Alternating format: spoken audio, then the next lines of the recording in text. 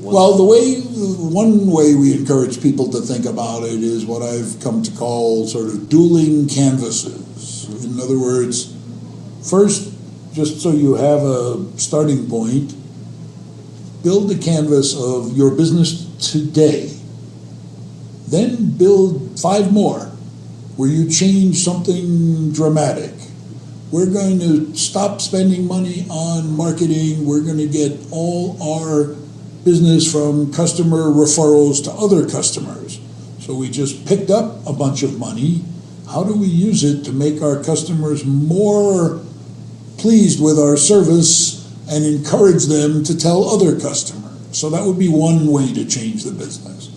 Another might be to stop selling single items and only sell contracts for, what do we call auto replenishment? Sell contracts for delivery every month. But you can only buy one of the single items for me to test it. After that, you have to buy a contract. Again, it would reduce the amount of money you have to spend getting more customers. And maybe you reduce the price, therefore you reduce the margin. Then you would look at actually in this case, the left side of the canvas and say, if I have more predictable and significant volume, can I reduce my key resource, my cost of goods, or my parts, or improve the efficiency of my assembly? So it's almost, you think of the canvas as a sort of a treasure map, and look at each box differently as the easiest way for an existing business to apply this thinking. But if you mentioned GE as a huge corporation, and then you have a guy who comes to you, and they feel the need for a change, and there is a guy who is a change agent, who has the power to do changes. What would be your suggestion if somebody he feels like he's intrapreneur, right? So he's inside the organization, he wants to do a change, but it's really hard, for him in the corporation or for her just to go and say like, listen, there's this, business model. Let's innovate and so on and so on. What would be your advice, for the kind of person, how to prove or show, that at least we can try to cut down the tree that you're sitting on. Well, the first thing is, if there isn't support from the top level of the company, he should get another job someplace else, assuming he loses the battle for that support. Right. Because if the company's not committed, there are very, very few people in that company who can affect the change. We have this with a $4 billion company where the CIO is also the chief innovation officer, and she has been battling for 5 months with her COO and CEO to bring us in to try to apply lean new product development because they're not growing and the products are old. And she keeps getting all these ridiculous questions, and she keeps asking us for stupid stuff, and started asking us for references, and we said, tell you what, we'll give you all the stupid stuff and all the references as soon as you sign the contract. But we are tired of writing proposals and contracts. We're through till you call us and say your CEO has signed one of the 5 different plans we sent you. That means he's willing to, put it to a test in his company. Yeah. And we see other companies where, the reason people work at big companies is because they don't like risk, they don't like change, and they like their work week to be very predictable. That's why people start businesses, because none of those happen when you're an entrepreneur. And so we have a program running right now with a major, $5 billion corporation doing lean startup, and they're terrible at it. They're just, the people don't take risks. Everything is, how do I write a good memo?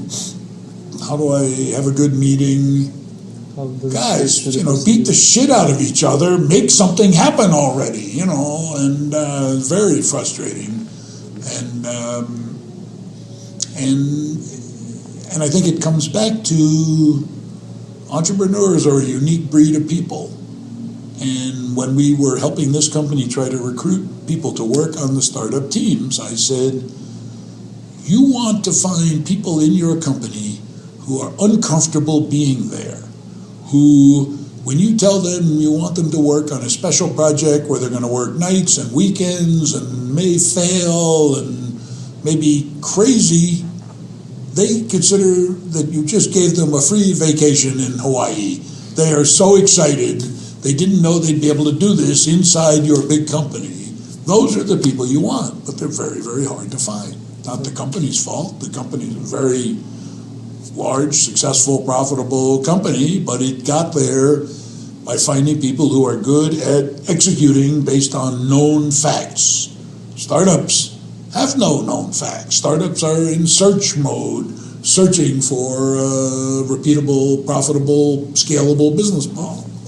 Well, we talk in the book about every company needs to have a customer archetype. Who is their very best, most important customer? And Steve and I talked about that as we were writing the book, and we decided we know exactly who our customer archetype is. It's the 25-year-old honors engineering graduate from Stanford University, a qualified engineer with a vision for the product who wouldn't know a customer if it bit him in the ass, doesn't understand what marketing is other than going to the supermarket. And we sort of wrote the book holding that guy or hopefully girl's hand. Let us show you how much more there is to a business than just the product. Because whether they're great engineers or just passionate startup founders, too many forget that. They say, I have a great idea for a product. Okay, but how are you going to sell it? How much are you going to charge? How does it compare to the competition? Where are you going to get your customers? What are you going to pay to get a customer? And there's so many questions beyond, do you like my product? And most entrepreneurs run to, so I just did this great idea. What do you think? Is it great? Will you buy it? Oh, good. Okay, well, I'll give you a hand. They usually ask their mom or something. Right. Well, that's the other. Customer. That's the other problem. We talk a lot about. Don't do customer discovery with your friends and your family. They know the answer you want. You're in there showing them your baby. It's like the joke I always use is, you show me the ugliest newborn baby in the world, and when you bring that baby to a Christmas dinner, everybody will find good things to say about it. Oh, it has such a cute nose. Its ears are cockeyed, but it has a very, and the same is true when you do customer discovery with people who care about you. And so we encourage startups to use those people to introduce you to their friends and other side of the family, so that people are seeing you as a courtesy to a mutual friend, but they have no obligation to be nice to you or to tell you your baby's beautiful. They're going to hopefully tell you what they think, because you need that. And we also, all the time, catch startups sort of asking the question that leads to the answer they want. Right? They say, so do you think the world needs better software for walking around Warsaw? Oh yeah, that's a good thing. So you come back and say, wow, 8 out of 10 people say it's a good idea. Do you think that people will pay $5 for it? Yeah. Well, that's a little better. But if you ask them, here are 5 things that could improve your travel to Warsaw, your tourism in Warsaw, they're better maps, they're free tour guides, they're inexpensive tour guides, they're GPSs on the rental bicycles, or they're whatever, do you come up number 1 or number 2 most of the time? That's the fairest way to get really good feedback about whether there's any value in your value proposition.